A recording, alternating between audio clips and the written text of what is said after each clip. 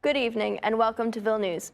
I'm Elizabeth Wicht alongside Payje Davis, here to give you the latest local, state, and national headlines. Coming up, we have updates on the new Disney CEO, Ghislaine Maxwell, invoking her Fifth Amendment during her deposition on Monday. Stay tuned because Ville News starts now.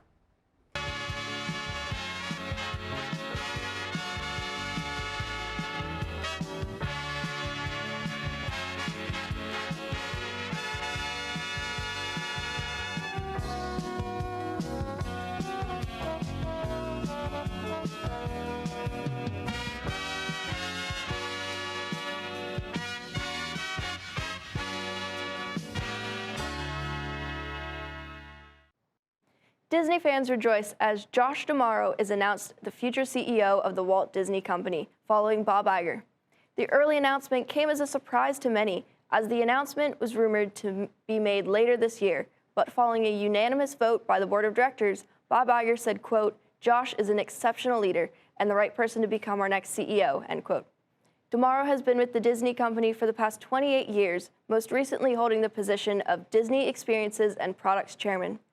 This leaves fans hopeful for his appointment, as many have noted his dedication to the Disney parks and focus on creativity, contrary to recent predecessor Bob Chapek.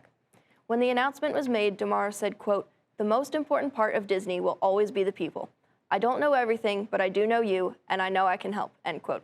The transition will take effect on March 18th of this year.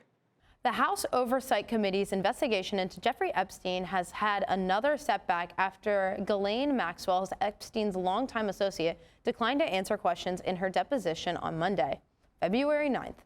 Maxwell, who is currently serving a 20-year sentence for her involvement in the Epstein sex trafficking scheme, repeatedly invoked her Fifth Amendment right to silence during the virtual deposition she refused to answer any questions about her involvement in the trafficking operation, whether she was aware of Epstein's abuse, and whether she coerced young women and girls to provide sexual favors. Maxwell said, quote, "I would like to answer your questions, but on the advice of counsel. I respectfully decline to answer this question and any related questions," end quote.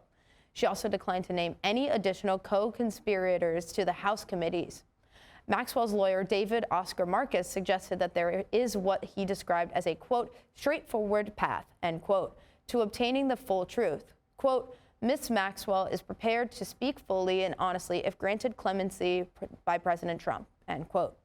House Oversight and Accountability Committee Chairman Representative James Comer expressed disappointment with the outcome of the deposition. He said, quote, "Unfortunately, she had an opportunity today to answer questions that every American has, questions that would be very important in this investigation, and she chose to invoke her Fifth Amendment," end quote.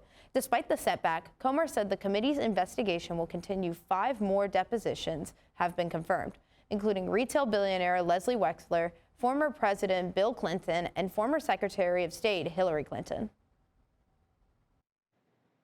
After our break, we'll have updates on a man arrested for making threats against Governor Shapiro and Governor Shapiro's 2026-2027 state budget plan. Ville News will be right back. A man in Carlisle was arrested on February 5th after police discovered threats he made against Governor Shapiro. 47-year-old George Brown Jr. had made threats over webmail to the governor's office, where he claimed would stalk and hurt Shapiro and his family. This comes less than a year after the governor's residence was attacked and partially destroyed by an arsonist during Passover Seder. When police contacted Brown, he claimed that the message was a fake threat designed to draw the governor's attention to the issues Brown faced within Cumberland County Correctional Facility.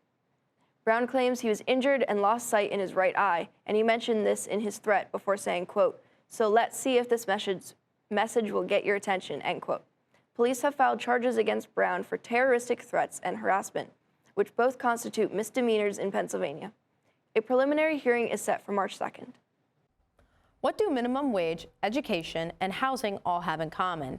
They are all parts of Pennsylvania Governor Josh Shapiro's 2026-2027 state budget. On February 3rd, Shapiro proposed a $53.2 billion state budget. He aimed to focus this budget plan on topics under economic growth, public safety, and educational investments without raising taxes in Pennsylvania. Some of the budget's simplified points include adding 4 more classes of state troopers with $5.2 million going to community violence prevention, $565 million is going to schools across Pennsylvania. $10 million is going to raise bonuses for child care providers, building more safe and stable and affordable housing, a statewide cap on rental application fees, and everyone's personal favorite, raising the state minimum wage to $15 per hour, following his campaign announcement for rerun as governor on January 8th.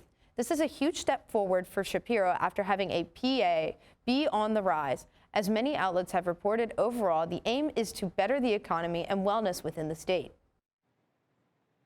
After our break, we'll have updates on a Hempfield school board vote and a state police search for a Lancaster County woman.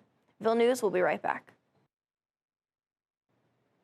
The Hempfield School Board voted 6-3 on February 10th to seize a contract with the Independence Law Center, a Harrisburg-based law firm specializing in religious rights cases.